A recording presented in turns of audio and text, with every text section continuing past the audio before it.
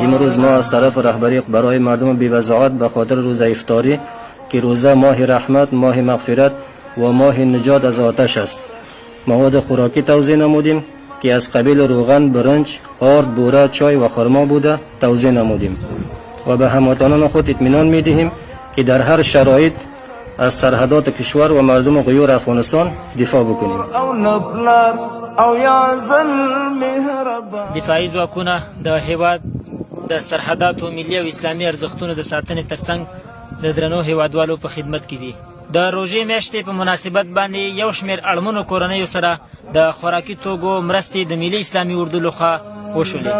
مبارک رمضان، مبارک رمضان د غم یاش د محنت، د غم یاش د قرآن ده.